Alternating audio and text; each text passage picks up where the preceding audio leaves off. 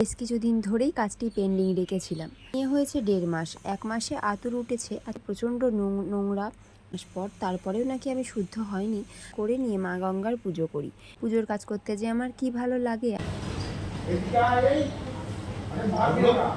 সুতরাং সেটা হাতে বেঁধে নিয়ে তাকে প্রণাম করলাম।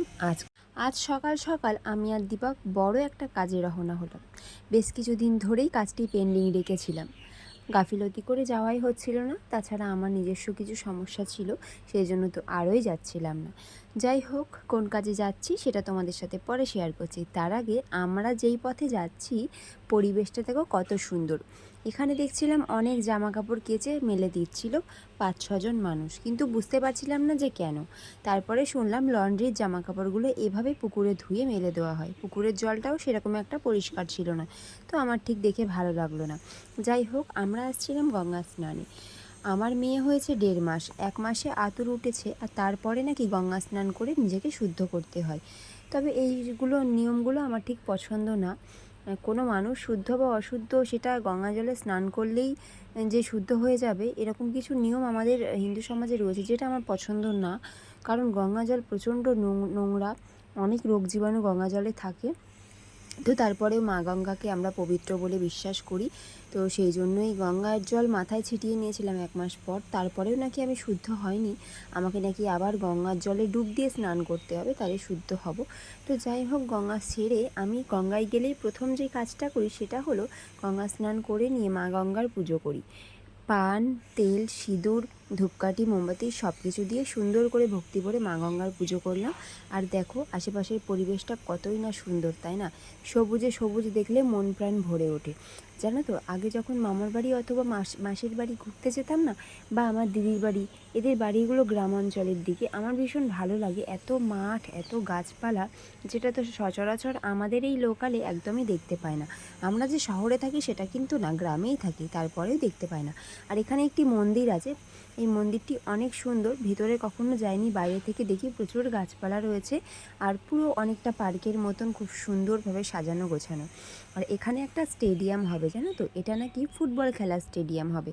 সেটাই তোমাদের সাথে শেয়ার করছিলাম যে আর কিছুদিন পর এটা স্টেডিয়াম তৈরি হবে, খুব ভালো হবে। কাছাকাছি যদি খেলার মাঠ পাওয়া যায় বাচ্চাদের অনেক সুবিধা হবে, কারণ আমাদের এই জগদ্দলে খুব একটা ভালো খেলার জায়গা নেই। বিশেষ করে আমার পূর্বাশায় যেখানে বাড়ি সেখানে তো একদমই ভালো খেলার জায়গা নেই। এই যে আবারও সেই আমরা ফেরার পথে লন্ড্রির জামা কাপড়গুলো যেভাবে কাচে সেই কাছাকাছি করছিল আর পাশ দিয়ে আমরা আসছি।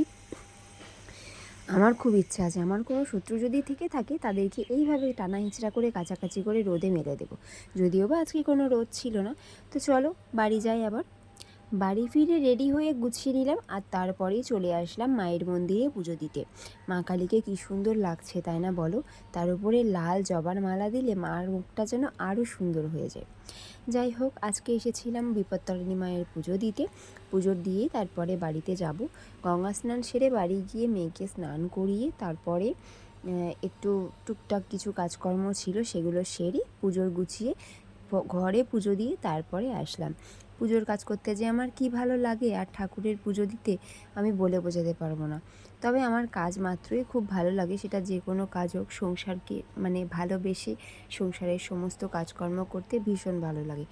যাই হোক, আমার সাথে ছিল আরও 10-12 জন, তারা সকলেই পুজো দিচ্ছিল আর আমার ক্যামেরাম্যান ছিল দীপক।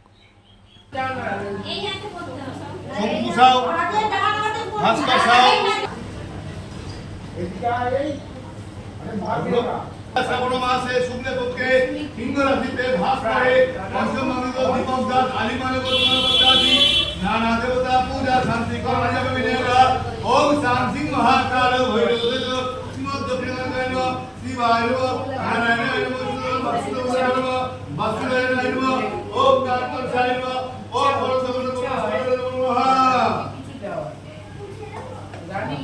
পুজো শেষে ব্রতকথা শুনলাম এবং পুরোহিত মশাইয়ের পুত্র, মানে ইনিও পুরোহিত মশাই, এনার কাছে ব্রত যে সুতোটা, লাল সুতোটা, সেটা হাতে বেঁধে নিয়ে তাকে প্রণাম করলাম।